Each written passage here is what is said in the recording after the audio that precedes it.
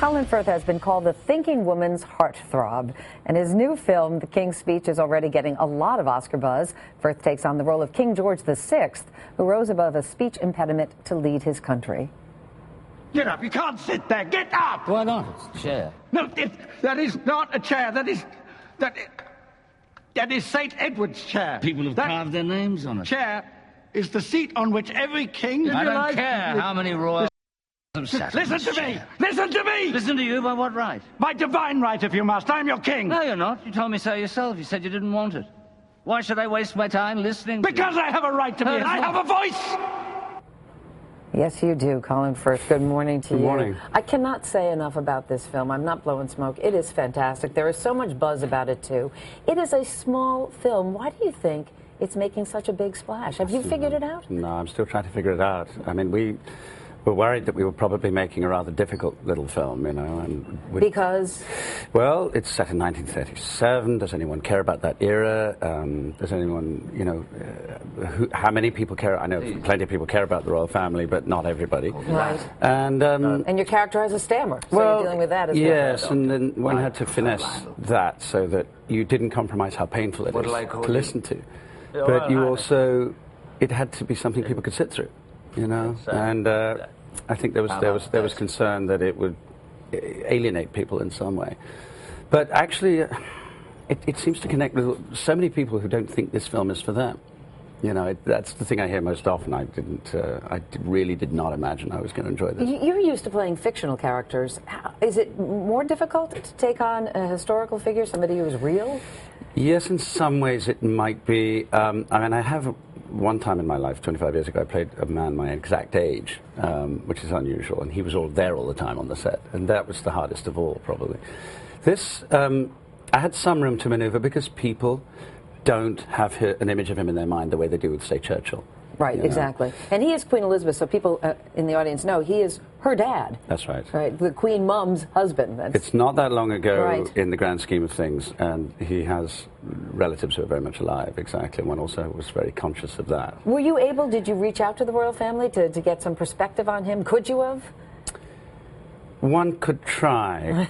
They're not in the habit of commenting on these sorts of things, and the flow of information out of the palace is about zero. And I think quite right. I think they would be likely to be compromised by anything they said, you know. Well, there's a great story about this. I don't know if it's true, but I read that the screenwriter actually approached the Queen Mother and said, I'd like to make this into a movie, and she said, wait till I die.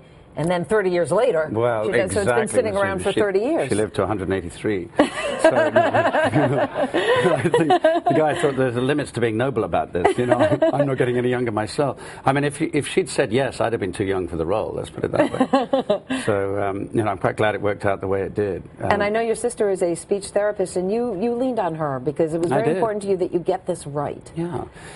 We didn't, as I said, you don't have a lot of direct information. I mean, kings don't tend to let you hang around with them for a day or two. You know, I would have quite liked control of the country for a few days just to see what the job was like. And you don't get that option, so you have secondary sources, you have to read stuff.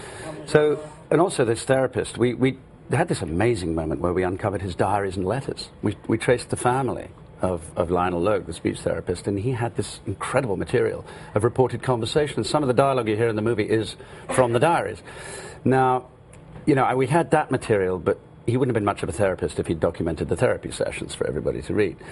So I turned to the best speech therapist I know, which happened to be my sister, and I said, what would an unconventional guy in 1937 have done mechanically with this man? And so a lot of the routines that you see, you know, that's bizarre stuff, is were her ideas. You know, you got an Oscar nomination last year for A Single Man, and now again, the buzz is that you're going to get another one. Are you uncomfortable when you hear that? Do you feel like it's almost bad luck to hear it? You know, it makes me want to plead the fifth. You know, no, I think it's great, actually. I mean, this film is a $12 million, tiny little, you know, independent film. It doesn't have a massive financial machine behind its promotion, and that is basically just a byword for "we love your movie." That stuff. This film hasn't come out yet; it's yet to make $1 at the box office. So at the moment, this is all we have, and there's sort of wonderful comments that you made are what this is going to thrive on. It helps it punch above its weight. And you're all marvelous. I mean, you're fantastic. Jeffrey Rush, who plays the speech coach, is brilliant. Helena Bonham Carter, who plays the Queen Mother as well. Everybody. It is a great movie. I'd wish you happy Thanksgiving, but you don't celebrate, do you? No. Well, I have an American family. You see, my eldest son and 2 stepkids. So okay. I have terrible Thanksgiving envy. I think the British should have it. It doesn't mean we're unthankful people, no. But it's just it seems a wonderful family thing that we're the poorer for not celebrating. So I'm very happy to have that connection. Exactly. Well, then, happy Thanksgiving to you, Colin, and best of luck on that film. Thanks.